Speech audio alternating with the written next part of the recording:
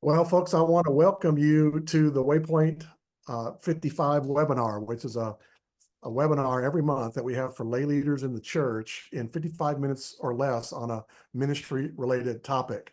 And Waypoint exists to catalyze kingdom growth by not only planting new churches, but by partnering with established churches and leaders to help them get on mission and stay on mission. And so this webinar series has been going on for more than 5 years, to where our monthly webinars serve in areas that lay leaders in the church might be leading, like prayer ministry, missions team leader, elders, deacons, safety and security team leaders.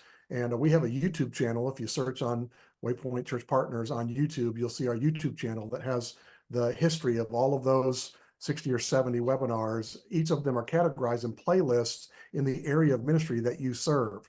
And so there are many on discipleship. We had a great conversation with Chris Barris from Area 10 Church last month about a Bible reading ethos that he's creating in his church for promoting discipleship at his church. And there's a playlist of discipleship. How are we fostering discipleship in our churches? There's about 6 or 8 of those webinars as well. And so even if it's not an area in your church that you are a part of, if you would recommend our webinars to the leaders in your church in each of those areas, hopefully they can be equipped to thrive in their area of ministry, even a place that's not very resourced. You can't go to the Christian bookstore and get books on many of those areas. And so we're trying to help equip our leaders to be the best they can be for their church. And so tonight, our topic is outreach, and we've got 3 guests with us, 3 friends of mine, 2 church planters, and 1 that should have been a church planter, probably would have been the best church planter that we ever had he planted a church. And so we're talking about outreach, and the idea with outreach is that churches, if they're not careful, their only method for really interacting with the community is for them to come into their sanctuary. And we invite them in, and then we'll welcome them, and we will interact with them and engage with them. But outreach is, the word out is in it, where it's outside of your building, and it's going to make a difference in your community. A lot of outreach events and programs that we get to see, and Waypoint has the luxury of getting to see what a lot of churches are doing. We get to, our staff visits about 120 churches a year in our region.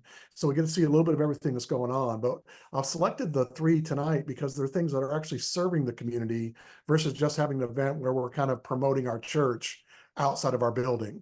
And so when your church becomes known in the community as a place that serves the community and is for the community, that makes such a huge difference. And so I've just invited our 3 panelists on tonight to tell the story of an event or a thing that they're doing and how that has made a difference in connecting with their community. If you're on our webinar tonight, I want to invite you to look at the bottom of your screen. There's a Q&A button. And if you have a question for one of our panelists as they're talking or afterward, type it in right when you think of it. And I get a queue over on the side of my screen, and I can facilitate trying to ask that question as we're going along. Or if we don't answer your question live, we'll be able to answer your question via email after the fact as well. And so you can hit the Q&A button anytime that you'd like. And so I don't know what order. I've got a few photos that will help us envision what they're talking about from each of these guys. But we've got Bruce Humphrey, who is the church planter at Local Christian Church in Ashland, Virginia, which is just on the north side of Richmond. And Local Christian Church is a great name. I tell everybody every weekend, what a great name. When you Google for local churches near me, his comes up at first every time. And right on. They are a 9-month-old church and doing really well. Have seen, I think, 7 baptisms. 7. Unless Yep. you have another one already, doing a great work there, and a Waypoint Church plant. We've also got Kevin McNeil, who is in Goldsboro, North Carolina at Canvas Christian Church, another church plant that we've partnered with. Kevin, you're 2.5 years old, 3 years old, 2.5? We celebrate 3 in September. All right, so 2.5 to almost 3 years old. And I just saw online, like yesterday, you just had your 90th baptism in 2.5 years. 92. Nice. Those are all the baptisms back there. That's awesome. So doing a great job. Just went to 2 services recently because you had run out of space in the movie theater where you're at. Doing a great job. And then Walker Galding is at Rappahannock Church of Christ in the Northern Neck in Warsaw, Virginia. Been there for 72 years, I think. Right out, Walker and I went to college together, and then he's been there ever since. So Walker, how many years has it been? 37. 37 years, grown a church, just a handful of people, to now the biggest church in probably several counties. And Walker is the Pope of the Northern Neck. And so their church is running multiple services. They moved out of their old traditional building and converted a grocery store into a large worship facility. And so the outreaches that each of these three do are all different, but they have a similar feel to it as far as how they interact with the community in a meaningful way. Bruce is using a method that many of our church planters have used, which is a diaper changing station at local community events. And so I'm gonna have Bruce talk about that. And then Kevin has a free snow cone truck that goes to community events and other places. And so, and then Walker has a ride-in for motorcycles, and which is associated also with a big old car show, which is awesome. I've got an old classic car, and so I wish I could drive down there and bring my Walker. I've never seen my 70 Ford Torino GT convertible, but it is roadworthy, and I'd love to be in your car show. But what you do with that to make a difference in the community is huge. And so we're going to go in that order. And so, Bruce, if you tell us the story about how you got your diaper changing station going and what it's meant for the events that you've been in and around Hanover. Sure. We're about 30 miles north of Richmond, and we're in a little town called Ashland. It is known as the center of the universe, and that's the title of the town, center of the universe. And one of the things that this town does very, very well is a lot of major events. So we as a church, we have an opportunity to engage the community there in Ashland. And the first event that we are a part of is called Train Day. And this happens during the springtime months, actually in April. And about 40,000 people come to Ashland because Ashland is a train town. A train goes straight through the middle of town. And one of the opportunities that we had for local was the renting of our office is right there in downtown Ashland, which gave us the opportunity to be a local business. Because vendors and businesses are not allowed to be in the Train Day festival, basically, unless they are in downtown. So it was really, really super strategic for us to be having our office in the middle of town and to open up our offices for the diaper changing station. And as you look at the pictures, we would put up the tents, and then inside the office, we would have multiple areas for moms and dads, or even grandparents, to bring their babies, bring their children, their toddlers into our office complex and change the diapers. But we also had a private closing off of with basically drapery for nursing mothers to give them the opportunity. Because what happens during these events, and you see it, the mothers, the fathers, the families cannot. It's wall to wall people. So you're moving the stroller, which is a big tank, to a lot of people, and they're struggling with their children finding the necessary means and the hygienic means to help their children change the diapers. So last year we saw long lines at the library because obviously there's 40,000 people here coming to Ashland. And we were thinking, okay, let's take this idea that another church plant did, and then what we call supersizing it, and have it as an opportunity for families to just meet a need. So it was really, really super cool just to have that opportunity there in Ashland. And the other one was Strawberry Festival. We just did the Strawberry Festival, and that's another event that Ashland puts on. And again, over 40,000 people are coming to the town, and that was really super neat to just to get to know the moms and the dads and the families that just needed a helping hand with their children. We would put bubble baths, bubble pools, and that is one of the things that just drew in kids. The older kids would play with the bubbles in the pool, and then mom or dad would be in the diaper changing section underneath the tent, and then we had help from the church there for the families.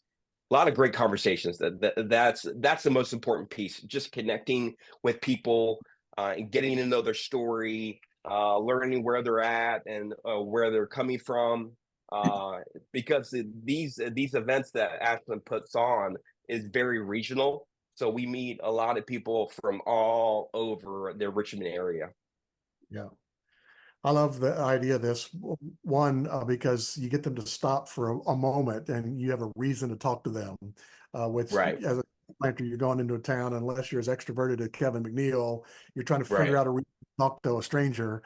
And so here they're coming in to stop for 5 or 10 minutes and to have a Right. conversation with them. And they're kind of obliged to talk to you if they're going to use Yeah. your changing station. So they got to say Mhm. something. But they're also got to Mhm. be families, right? Because if they've got a baby with a diaper needed changed, you're trying to young families as a new church. And so it's Right. just a mesh of saying, we want to help you. And what we've seen from other church plants like yours, and you've done 2 already, or I don't know if you're second time around, but people start looking for you the next time around, that it's not something you do once and quit, but you become Right. known as that church, and they Mhm. will know that you're there, and they'll even have more conversation, hang around the next time. And so I love that Yeah. idea. Mhm. Really, Yeah. now, did you guys provide some of the supplies that were needed, or did people have to have their Yeah. own, or how? No, we have a steady supply table for wipes and diapers because sometimes moms and dads, they're in a rush, and sometimes a diaper bag is left in a car. Yeah, especially with these events that Ashland does, they are trucked in, they're bussed in. So there's multiple buses coming down the main street, and they're dropping off 50 plus people within a 30-minute period. Then they'll go back to in town and pick up another load. And so you have a steady flow of traffic of people, parents, families. They're pulling off the strollers underneath the bay of the buses, and our office is right smack there. So immediately when they come off the bus, they see our flags, they see our tent, they see us right there, and you see the sign that says diaper changing station, and they'll remember it because our office is right smack dead center of town, and we're always going to be there. We're always going to open up the office for families. Because that's one of our targets, or one of our goals is to be a church for families. All right. Well, that's perfect. I love that.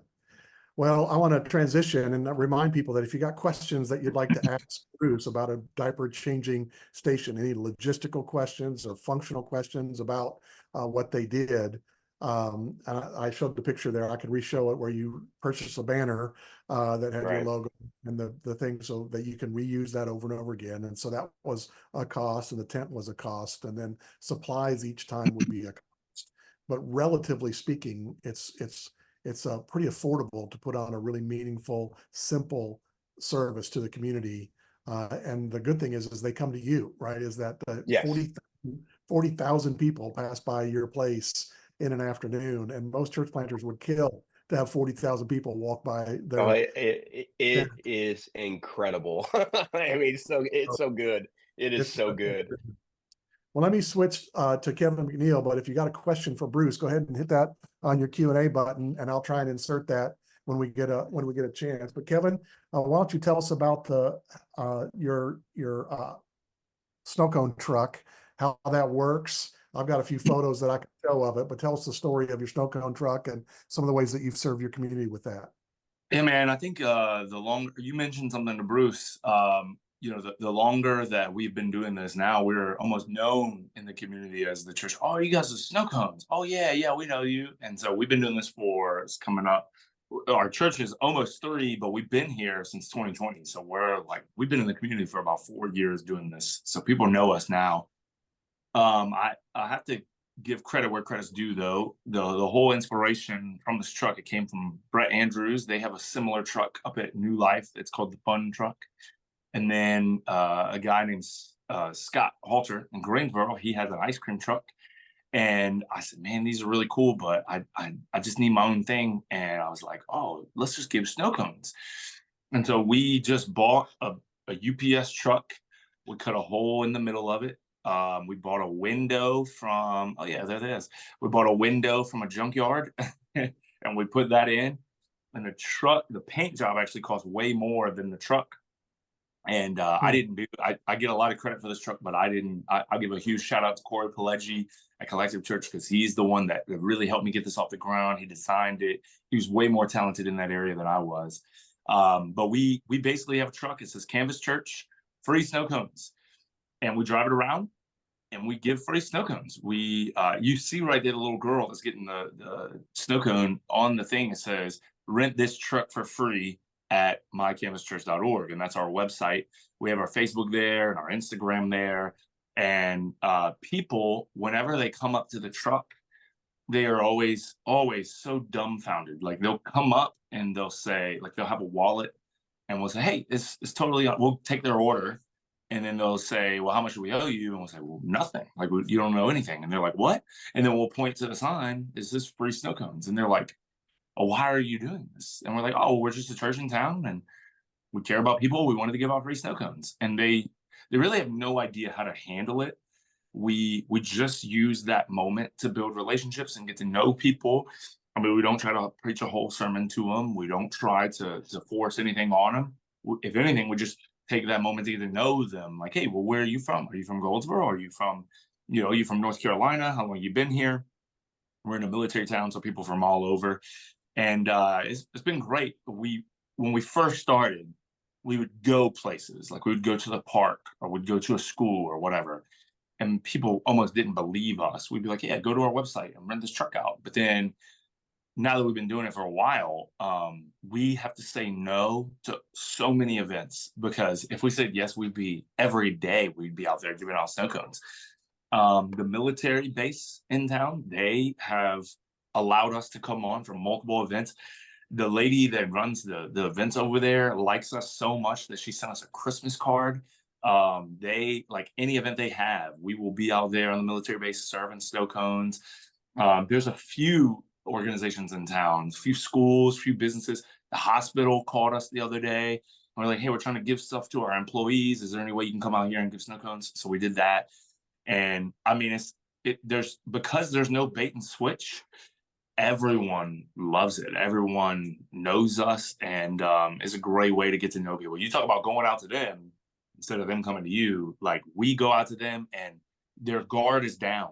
You know what I'm saying? Like, they just took a free snow cone and they're just sitting there talking to you. And so that's when your chance to ask all the questions and, do you go to church anywhere? Man, we'd love to have you. So yeah, I have a story here. Can I share my story? I know you told me to bring a story. All right, I'm going to share my story. So when Tim asked me to share a story from the snow cone truck, I was like, which one? Because we have so many. I literally had a hard time narrowing it down. So I'm going to share with you one of my favorite ones. There was a girl, and her name was Leslie. And Leslie was on base. We were on the military base there, serving snow cones. And she came up, she got a snow cone, and she was one of those people like, wait, what do you mean they're free? And I was like, yeah, they're free. They're totally free. You don't have to. And she was like, okay, my kids get one too. I was like, yeah, you can get one for your kids, get one for your whole family. She actually came back, got a few more. I mean, like their whole crew kind of hung out there for a while. And I started talking to her, and she's from Los Angeles, and she just moved to Goldsboro. And I made a joke. I said, so you gave up the small town of Los Angeles to come to the big city of Goldsboro? She laughed. We started talking, and I said, do you go to church anywhere? And she said, no, we don't like church. And we have a flyer. This is church for people who don't like church. So I gave her a flyer, and she laughed, and she said, you know what? I am going to check you out this Sunday because you gave me a free snow cone. And I was like, sweet. And so she came that Sunday. It just happened to be the day that we were having our membership class. She came to the membership class, and she said, hey, I don't really know this whole church thing, but I'm really good at TikTok. Could I help you out with your social media? This girl had like 60,000 followers on TikTok. So we were like, yeah, you should get on our social media team. And then since then, she's been with us ever since. Well, a while ago, Leslie got baptized. And I want to read you, because I only have limited time, I want to read you what her story said. It's a tearjerker, so I'm going to try to not cry. But it says, hello, everyone. My name is Leslie. I've been involved in Canvas since last September. I'm a part of the social media team, and I just recently joined the worship team. I have a few words I would like to share before my baptism. He says, 2 days from today will mark 1 year since I almost took my own life. Coincidentally, this month's teaching is on emotions. This is a sermon series we were doing. I've carried a heavy weight of shame on my shoulders, but today will change that. Today will turn one of my darkest moments in life into the brightest. She said, my husband was overseas at the time. I was bawling my eyes out on my bed, begging God to take away my pain, begging him to take away, let me come home. I was tired of depression, anxiety, loneliness, thoughts of being unworthy, useless, hated, and thoughts of everyone being better off without me. I had my goodbyes letters written out, and I had a plan thought out and put into place. At that moment, I made up my mind and I was committed. Suddenly, out of the corner of my eye, I see my phone buzzing. It was my husband calling, and I picked up the phone. I am already so distraught, so there was no hiding my state of mind, and he was able to talk me out of my plans. There was no way my husband knew what was going on, so I truly believe that God had my husband call me. She said, after that ordeal, I got professional help. Months went by, and I felt better, but I still felt this emptiness inside. A couple more months went by, and this dude in a snow cone truck told me about Canvas, so I took a chance and went. And then I met this other dude named Jesus, and that's when my true healing began. The road to this moment hasn't been perfect, but the difference between now and a year ago has been night and day. And then it ends, she says, not too long ago, those same dark thoughts were trying to sneak into my mind again. And in the midst of these heavy emotions taking over, God told me to drive to church. He told me I was safe there and it was time to stop fighting this battle alone. Caitlin and Kevin, this is our operations director, helped me that day. And it's not an understatement to say that through Jesus' love, my life was saved again. I stand here today sharing my story because I feel like I've been called to be an example to prove that it will get better, to prove that you will make it to the other side. And whatever struggles you may be facing, the negative thoughts running through your head or the enemy's lies, you are worthy, you are important, you have purpose, you are loved. And if you don't believe that, I'll tell you right now that I love you, God loves you, Jesus loves you, the world needs you, and you are meant to see your purpose through. And then the last sentence she said, and lastly, I'd like to say thank you to God. Thank you for pulling me out of the darkness. A year ago, I almost took my life, but today I will give my whole life to you.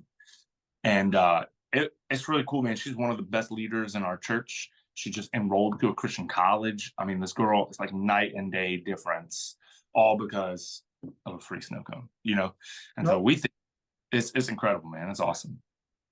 Yeah. Well, wow, what a story. Walker's going to have to come on in a minute and follow that story. Yeah. So that's the last one. But man, what a great story. And it was a snow cone. Again, if people have questions about logistics that they want to ask Kevin about a snow cone machine, me being the logistical guy, I'm curious,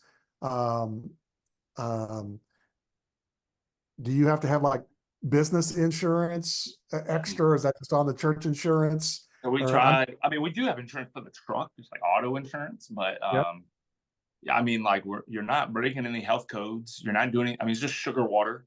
You're the only real guidelines that we got was you need to have a receipt that day that you had bought the ice, because I guess I guess like you're getting ice and the ice needs to be, and so I don't know.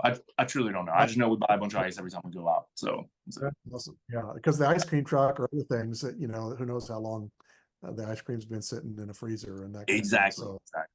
yeah, so that what a great story. And Yeah. people have questions about how to do an ice cream truck. Do you remember how much you paid for the used truck before you put the wrap on it? Yeah, the paint job was more expensive than the truck. I think we paid like 4,000 for the truck. And by the way, if you're local and you're near me, I know the guy, and he just sold another truck to a church. So I'll give you the end discount. You know, we paid 4,000 for the truck, and I think we paid like 6,000 for the wrap job and the everything. So out the door, the truck is about $10,000, and it wasn't a bad investment. I think it has more than proven its worth. In that, I mean, even if it was just 10,000 just for Leslie alone, I would argue that it was definitely worth it. But we've reached so many people. All these people back here mainly came from the snow cone truck. And so how about the snow cone machine? Is it some kind of commercial deal that you had to buy? Amazon, 150 bucks, 200 bucks. And we just have it hooked up to an inverter. The inverter is hooked into the battery. I tried to do that on my own. Do not recommend. Terrible idea. Got shocked. I took it to a mechanic and I said, "You got to fix this." So he did it, but simple enough. So what flavors of snow cones have you got? We constantly change them, but this summer we have grape, cherry, blue raspberry, and cherry. Did I say that? Yeah, cherry, grape, blue raspberry, watermelon. I don't know what they constantly change. But one thing doesn't change: cherry and blue raspberry. People will eat those up. Yeah, can't go wrong. Well, Bruce had a snow cone truck on your opening day. Was that right, Bruce? Yeah, we rented out a snow cone, truck. So if you have your own, that's the thing is, I was at Kevin's opening day and he had a truck already in possession. So for all your sports events, now that's not outreach, but that's as a side benefit is you got your own snow cone truck anytime you want to use it. And but the idea. I'll go ahead, Kevin. Well, I was just saying, I think the best part is the positions that it requires. So like if you're a person that doesn't really want to talk to people, you can be in there making snow cones. But if you're an extrovert, we're going to keep you out front and we're going to be talking to you while we make your snow cones. And so it doesn't matter where you fall on the social spectrum, you can definitely help with a snow cone truck. Yeah, the good thing is, I mean, people walk off, but the one time I saw it is there was a little bit of a line. And so they're standing there for 5 or 10 minutes waiting for their snow cone, and they're not frustrated because they know their snow cone's coming in a couple of minutes. And so just like Bruce's 5 minutes, just to get people to stop and talk to them for any amount of time is the trick to build a relationship, is to have the first conversation. And so that's such a great thing. What's it cost you to run that day? I always tell people, if you do get mad at the line, we'll give you your money back. And they laugh because it's free. Man, I mean, the startup cost is obviously the biggest cost, but once you get it, I mean, it's nothing. All you do is buy syrup and buy ice, and that's it. So where we live, we have these big ice houses, so you can go get a big bag, 20-pound bag of ice for like, I don't know, $2, $3, and we'll get like 4 or 5 of those. And it's just a matter of, you got to train your volunteers not to go super heavy with the syrup. But you're not gonna, I mean, it's just a matter of how many you do per event. I would say I've never actually sat down to gauge how much per snow cone, because it's not even been that big of a deal. Like I've never even had to worry, like, man, we're spending way too much on snow cones. Like it's almost like we stock up one time for the summer and we don't have to do it again until the end of the year. All right, that's great. No. Great way to interact with your community and to go. What kid isn't going to want a free snow cone? Or adult kid isn't going to want a snow cone, and so that's perfect. So and again, I want to encourage people if they got questions. So we do have one question as Tim Smith said, could this be done out of a pickup truck with a tent and a generator? I suppose if you got a generator anyway to power the machine, you just have to advertise in such a way. The wrap was $6,000, but that wrap is really marketing. It's not. It's a billboard. It's a it's giant billboard. Yeah, because your church logo on it not only when it's out doing something, but when it's sitting it's a billboard Yeah. for your church, this church, and they remember, oh yeah, it's that church that gives away snow cones. Yeah, my buddy Corey planted a church in Kinston, and he actually did a trailer. He did a snow cone truck trailer. So same concept, except you can hook it up to the back of the truck and anyone can pull it. So Oh, yeah, very unique and idea.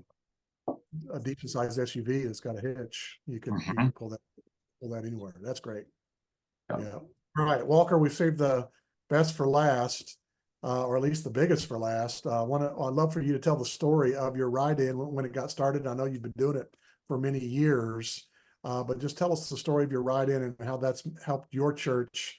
It's been around a while. It's not a church plant like these guys, but your church has been around a while. But now everybody in town knows your church because of this. It was about 17 years ago. Tim and I went to college with a buddy, Tim Nishan, and Tim's son was battling brain cancer. And I guess it was sort of the way it all came to be. I can't really remember which came first, whether we were trying to figure out a way of how to help Tim's son or whether we were trying to figure out some kind of an outreach event. But basically, they just came together pretty much at the same time. And we had about a half a dozen or a dozen guys at our church that were motorcycle enthusiasts, and I was one of them. And one of the bikers said, why don't we just invite a bunch of bikers to the church then for a cruise in or a ride in? And I was like, I'm not even sure I know what that is, but it wasn't an organized ride. We're not going from point A to point B. It wasn't a blessing of the bikes. That's a big thing around here. Well, not this area, but anyway, it wasn't any of that. It was just ride your bike to church.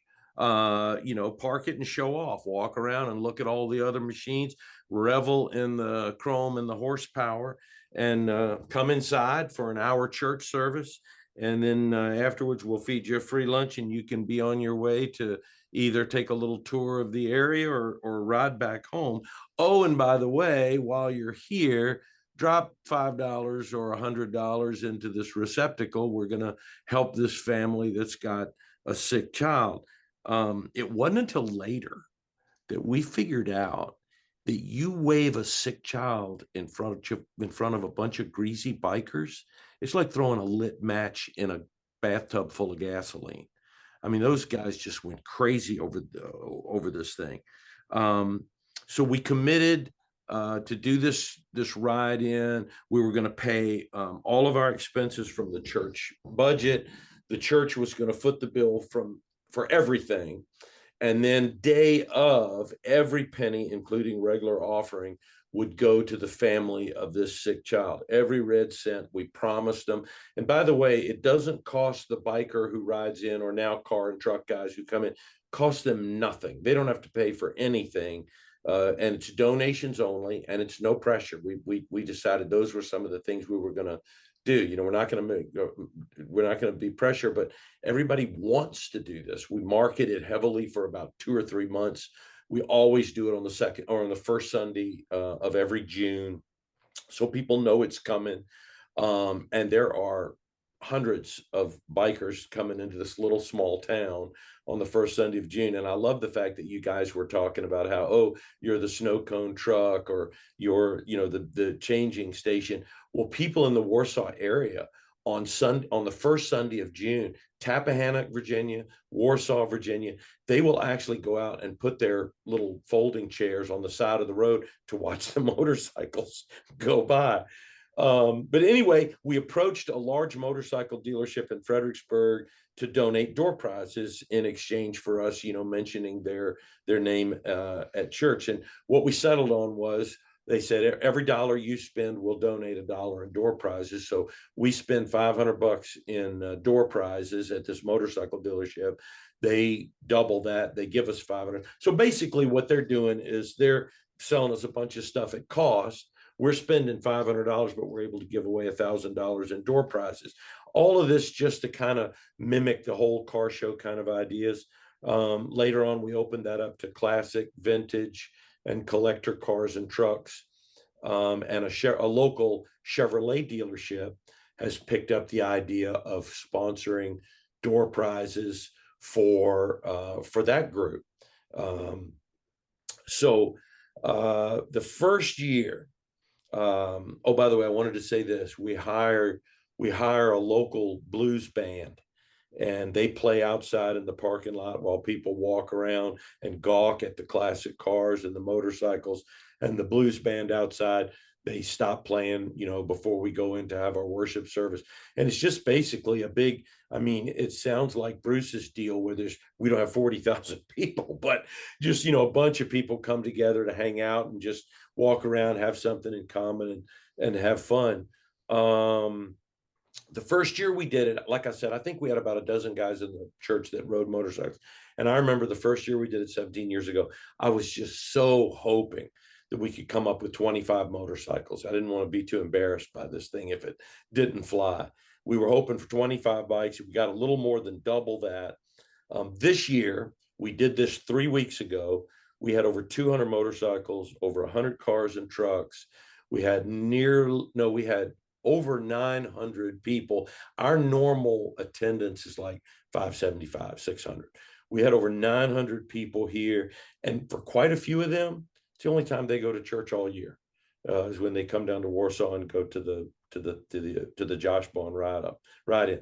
And I loved how you defined the outreach thing and, outside, because some of them at the ride-in, they'll never walk inside the church. They'll come, they'll drop some money in, they'll park their cool car and spend the first 15 minutes polishing it, and then they'll set up their folding chair and sit and guard their car while people walk by and, look at it. And so a lot of them will never come inside of our church, and we don't care, because we always say next year we're going to get them in there to go into the bathroom. And then the year after that, we're going to get them in the worship service. I'm telling you, the bike and car and truck guys, and I don't want this to sound like we do this just to raise money for a cause, but I'm going to have 3 things I want to tell you at the end that I think are true for every outreach event. And this is tied to that. Anyway, bikers and car truck guys will give to a sick child's family like they've got money burning a hole in their pocket. We now have entire families that are members at Rappahannock Church of Christ. They might not have been a biker, they might not have been a car truck collector, but the first time they ever came to our church was during the ride-in, because they just wanted to come and see the cars and trucks. It was like a free car show. But we now have member families who the first time they showed up was at the ride-in. We have to date benefited 17 children. By the way, we never choose the same child twice. It's been 17 different children. And those children bring their families bring their extended families and their friends and the people that they work with and the people in the Elks Club or whatever, anybody connected to this family that's struggling so hard with a deadly disease, because we only deal with either children who it's possible this could be terminal, or it's something they're going to have to live with the consequences of this illness for the rest of their lives. And so everybody who knows them, they'll come to church. This year, we benefited an 11-year-old boy named Gavin, and he's a big baseball player, plays Little League and travel ball and all that stuff. His entire Little League All-Star team showed up at the ride-in in their uniforms to show support. Well, they didn't get those little 11-year-olds didn't drive. Their moms and dads brought them. So the outreach opportunity just multiplies really quickly.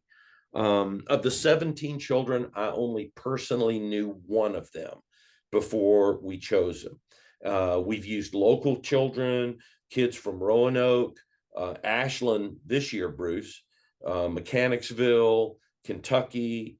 And though the families had never heard of me when we started this thing, I have personally buried over half of those children. And of course, that's not a statistic that you're proud of, but I'm thankful that when the time came for those families, they didn't have to go to a stranger, because I'd been in their home with them, and they'd come to we spent a lot of time interacting with these families before, during, and after this event.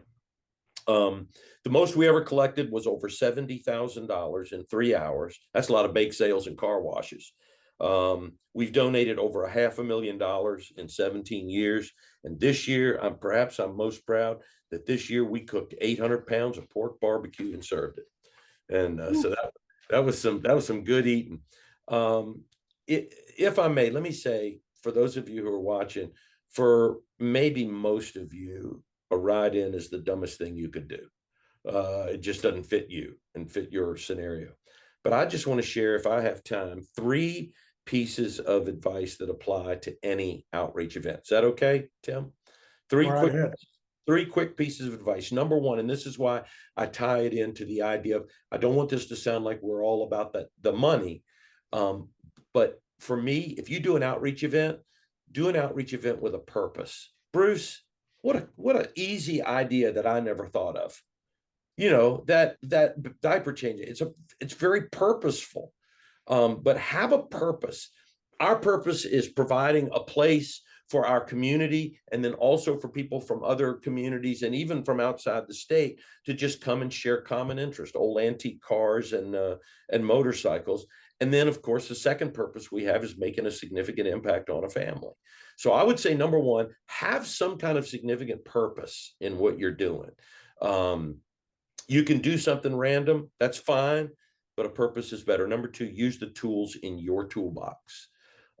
We were fortunate that we just had a bunch of bikers in our church, and it wouldn't have made any sense at all for us to try this event if we didn't have that tool in our toolbox. So, you know, this may not fit your church at all, but maybe you live in horse country. Think of something you could do to tie in with the horse culture, or maybe you're on Lake Gaston or near Lake Gaston, or maybe you have a retired professional athlete or a coach. Hold a sports clinic. I mean, just ask yourself, what are the tools that I have in my toolbox that I could use for some kind of unusual outreach event? So have a purpose, use the tools in your toolbox. And the last one is be authentic. Do your homework, know what you're doing. I'm telling you one thing we knew going in, and we relearned it. Bikers are like little kids. They can smell a fake a mile away. And you better know what you're doing. We are careful. We know what bikers need. Like, for example, at our former location, you remember it, Tim, before we had an asphalt parking lot, we had bikes all over the grass. If you get a little rain the night before, those kickstands sink down in the grass, and pretty soon a bike's gone over, and it's like dominoes.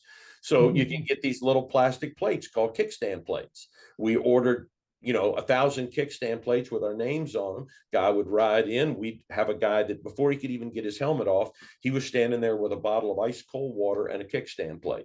And the guy puts his kickstand down. My guy leans down, shoves the plate under the kickstand, and the guy leaves and takes that with you. So we know what they need. We know what excites them. They're bikers. We don't give for door prizes. We don't give coupons for a spa day or a fondue pot. That's not what they're excited about. I guess I'm trying to say, if you're going to do a horse event, don't invite the local volunteer fire department, because those guys love air horns and horses don't like them. So know your stuff and be authentic. And I want to tell you, this is very self-serving, but I want to tell you the best compliment I think I've ever received. I love this. A few years ago, after one of our ride-ins, this rough-looking old biker dude comes limping. All old biker guys limp, right? He's limping over across the field to me, and he walks up to me, and he smelled a little bit like old granddad at noon on a Sunday. But he said, "Preacher, I've been to a boatload of biker gatherings." And he says, quite a few of those are at churches. And he said, "This is the only one that me and my buddies refuse to miss. The first Sunday in June every year is booked and set aside." He said, "Preacher, I want you to know why this is the only one we will not miss." He says, "When it comes to church-connected biker events," and you can put this to anything you're doing, it has to do with being authentic. He said, church-connected biker events, they have good intentions, but they all feel like a biker event put on by a church. He said, "Your event feels like a church event put on by bikers." And then that fool kissed me. So yeah, that's kind of our story. And it's so like you guys, we're not the biker church. I mean, we probably have less bikers now than we did then. That whole culture is kind of sifting away from motorcycles. That's why we opened it up to cars and trucks and that kind of thing. So we're not really a biker church, but people think of us that way because they know what we're going to be doing every year. And yeah, so Or have some people ridden in to be a part of this. It's not just local people, right? Oh yeah. We had a guy come from South Carolina this year. We had a guy come from, I sold a guy a motorcycle, and while he came all the way from Long Island, New York, Long Island. He comes from Long Island, and I said, man, I said, you need to take a trip back to Virginia riding on my motorcycle. He said, why would I come to Virginia? And I told him about the ride in, and do you know he showed up? Oh man. Came back on the motorcycle. Yeah. Yeah. So yeah, Maryland, North Carolina, South Carolina. Yeah, we've had people come in, not from far away. We had one guy come from Florida one time, but I think he had a girlfriend here, so that didn't really count. Yeah. Well, those principles are great for all three, really, and for anybody that's trying to reach out to their community. Is it's got to be authentic. People smell that. I think that sentiment from that old guy is true. That people can smell a fake when it comes to, are you really trying to serve your community, and or are you trying to sucker people to get into church? That's You right. know, Yeah, and you are so right. And I love what these two guys do, because y'all go out way more than I go out. I mean, this thing is a once a year event. And there's a place for that. It's a good place for the, but I love what y'all are doing. And again, I love that it is definitely meeting a need in the community. And to me, that's the whole deal here. When they look at your churches, or my church or our churches, and they say, well, son of a gun, I've had a bad taste in my mouth about churches all my life, like your guy, like your lady, Kevin. And look at this. This church is really trying to do something positive in the community. And it doesn't take but 2 or 3 of those times. Those folks remember it. yeah, They remember what you did. that's right. Well, Walker, thanks for your story. Thanks for your leadership there, making that happen. I always look forward to hearing the reports in June, seeing the Facebook posts. If you're watching here today live or online, you can check out each of these 3 churches: Local Christian Church, Canvas Christian Church, and Rappahannock Church of Christ. Their Facebook pages would be good to check out the events that they're doing. But we want to thank you for kind of leading the way to helping churches think outside the box a little bit. And not to get, I hate to use the word lazy, but it's just too easy just to keep doing church the same way every week and not think, how can I do something different that people in my community will take notice and go, oh, this church is a little bit different. They care about us. And there's such an invisible wall between your community through your front doors. And they're afraid to come through those front doors. And so if you can open up your front doors and come out to them, Walker, even if it's in your parking lot is right on the main drag, right? Well, actually, Right it's next right to next McDonald's in the liquor store, right? and the liquor store. Yeah. Liquor store is right there, and so you've got such a great facility that you're on the main drag, and so your parking lot's your best piece of real estate for a drive-in, for a cruise in, and so that's great. So guys, thanks for all 3 of you joining us tonight. One last chance for anybody to type in a logistical question about a diaper changing station.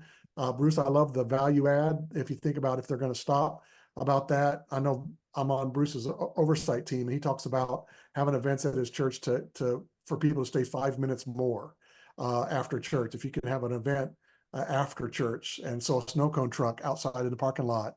If you've got visitors on a big day, Mother's Day or whatever, to get them to stay 5 minutes more, and so use your parking lot as an opportunity for them to pause and not jump in their car and take off.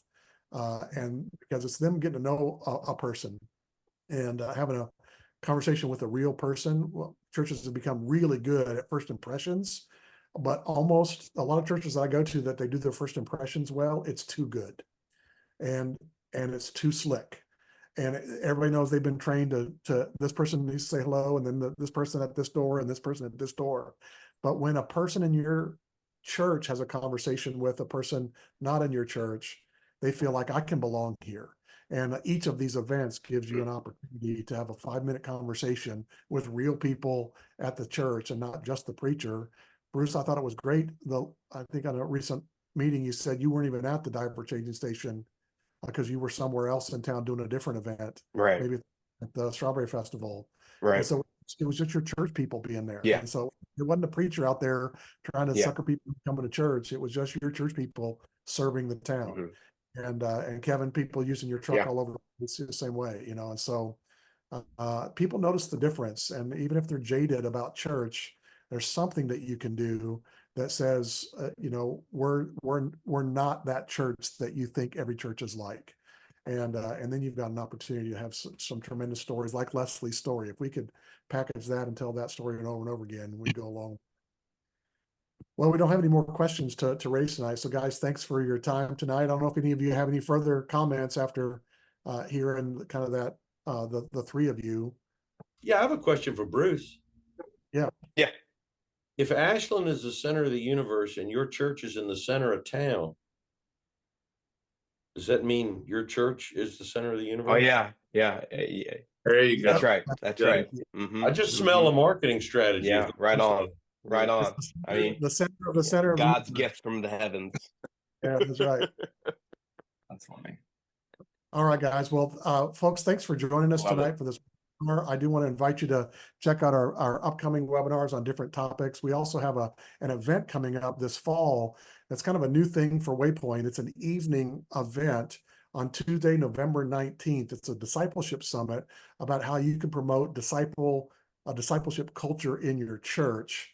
And it's in the evening so that lay people can come, so that the people in your church that care about how people are growing in their faith in real practical, accountable ways. We're going to have a dinner in 4 locations all in the same night. And so we're going to be in Richmond, Roanoke, Johnson City, Tennessee, and Myrtle Beach, North Carolina. One of the best in the country, Jim Putman, will be with us digitally, and then a local leader at each one of those will also be sharing their story about how they're creating a discipleship ethos at their church. And so we want to invite you to be on the lookout for that event, not just to bring your staff, but to bring your elders, any of your small group leaders, any of the people that really love mentoring and discipling. Those are the people that need to get fired up about how we can get really serious about the Great Commission, which Jesus said, all authority has been given to me, now disciple. That's your job, to disciple people. And so we want to invite you to that on November 19th. So be on the lookout for Waypoint promotions about that here throughout the summer and into the fall. Guys, thanks for your time tonight. And we hope to see all of you again that are on the webinar tonight at future webinars. And congratulations to Walker for his first Zoom ever tonight. Walker, you did I'm awesome. honored that I'm a part of it. I'm like, man. Y'all Dude, could not let that go, could you? You That was just couldn't great. let it lie. Well, Walker, That's too funny. he does have his own YouTube channel that I follow as well. So it's awesome. So guys, have a great night, and we hope to see you at a future webinar. Have a good night. Thank you.